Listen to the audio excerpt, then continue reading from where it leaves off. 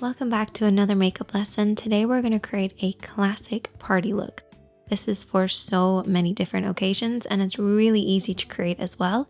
But before we get started, I wanted to let you know that this video is sponsored by Audible, a leading provider in premium audiobooks as well as podcasts, new shows, original series, and lots more. And you can start listening today with a 30-day Audible trial, and your first audiobook plus 2 Audible originals are free. Visit audible.com/themakeupchair or text the makeup chair to 500, which is really cool, but only works in the US. But check it out.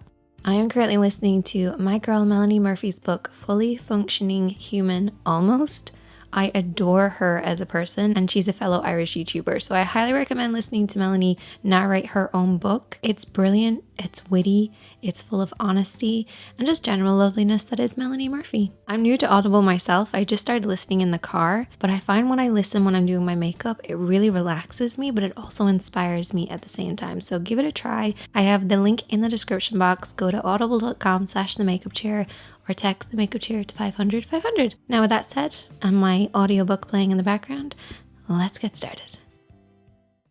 So as with every look that we create, we always want to start off with a clean base, and to do that you want to use a primer. So you can either mix your primer with your concealer or you can use a tinted primer. This one by Urban Decay, it's a classic. It's one of my absolute favorites. It's my kind of go-to. Basically all you want to do is just apply this all over the lid. It will create a blank canvas for us to work on, disguise any discoloration, while also helping our eyeshadows last longer because it gives them something to hold on to, which is a really important part. Now let's recap on parts of the eye because I always get asked about this. So I like to split the eye into 3 sections. The lid, the crease area, this is where the lid creases into the eye shape, and then the brow bone, which is technically not the brow bone, it's just underneath the brows. I then like to split the lid into 3 sections as well. So we have an inner, a middle, and an outer. And then you have your 3 liner areas. So we have your waterline, which is the lower part that you can see.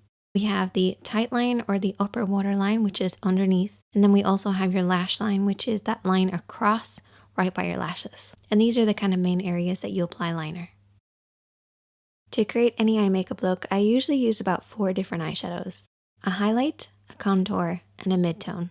Your mid-tone is basically in between your light and your dark. And then I also have a fade shade. The fade shade is that bright orange. Don't get scared, it's okay, we're only going to apply a very small amount of it, but it does make a big difference, and I'll explain why in a bit. I've also added in 2 other things, a metallic eyeshadow and a glitter.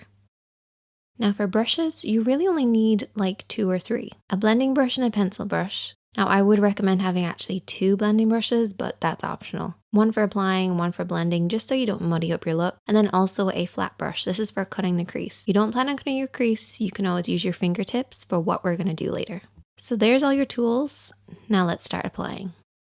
So we're going to start off with our mid-tone and we're going to use our blending brush. You always want to make sure you're using your blending brush for your mid-tone to create that really soft effect. Now a lot of people refer to this as a transition shade.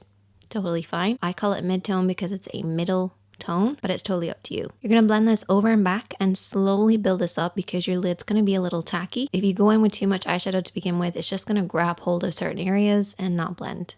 You also want to hold your brush in the center of the handle and keep it at about eye level, so a little higher than normal, and sweep this over and back in the crease.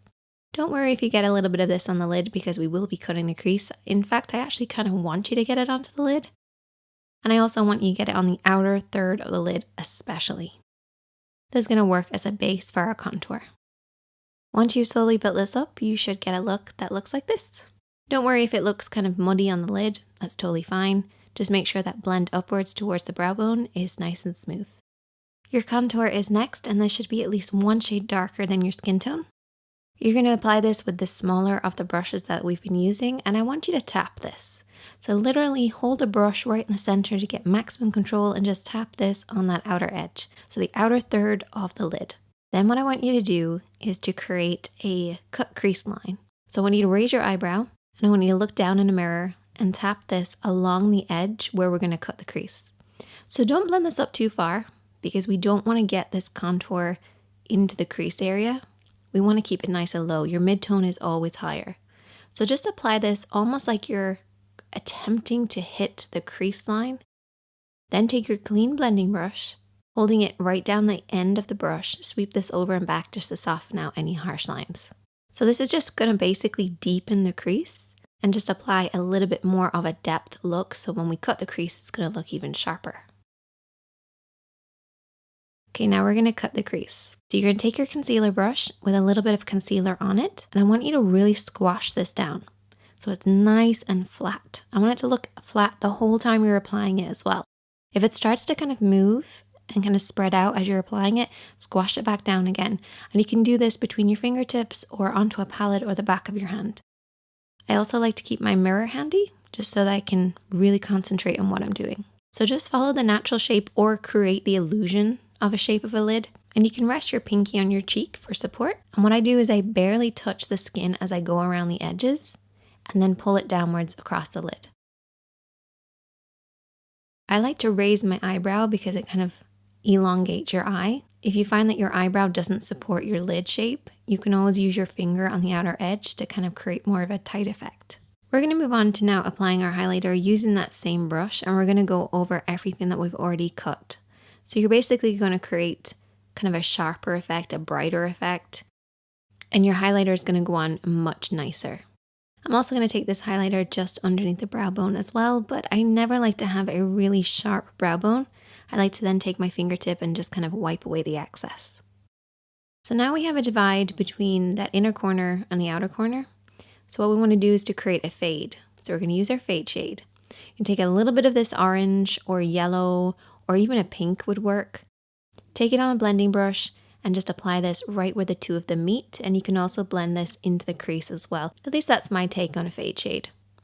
I don't think anybody else knows what it is, except for me and you guys, but it's awesome. So here's a look that you can basically complete at this stage, but let's just add to it to give it more of like a fun party look. We're going to apply that beautiful shimmering coppery shade with a damp brush. Going to intensify it a little bit more. We're going to apply it over everything that we've already applied, starting in the middle of the lid and then blending outwards and inwards. And basically this is going to go over everything that we've applied and create slightly different tones. We can also apply the glitter with that same brush just to add a little bit of fun. Next, I'm going to go in with liner. Don't panic. All we're going to do is just run along the lash line. Nothing fancy, nothing crazy. No wing. And if you haven't seen it already, I did an in-depth video on how to apply basic liner. I'm also going to apply lots and lots of mascara. Don't skip this step, it's really important. And if you're not a big fan of applying falsies, which I will be applying, you can always just layer lots of layers of mascara. Kind of does the same thing. And I also like to curl my lashes after everything dries out. It kind of creates the illusion that you're wearing falsies, but I will be applying them. Now that the falsies are on, we are ready to move on to the next step. So for the next step, I'm going to take an angled brush and a little bit of black eyeshadow and push this right underneath those lashes. And I've already applied lower lash mascara already, so we're basically just creating the illusion of a deeper effect. We're then going to take a little bit of that brown and just run this along the edge as well. This will create a softer effect so it's not just harsh black. And I also then take my pinky and I just kind of rub everything in. This just softens out any harsh lines. And you can also take that fade shade if you wanted and worked around the edge too. And there you go. That is the finished look. I hope that you guys will check this one out. Super easy, fun, and works on so many different people. You can even swap out that copper shade for silver or gold, use cool tones or warm tones, and just change it up for whatever way that you like. Hope that you guys enjoyed this one, and I will see you in the next one.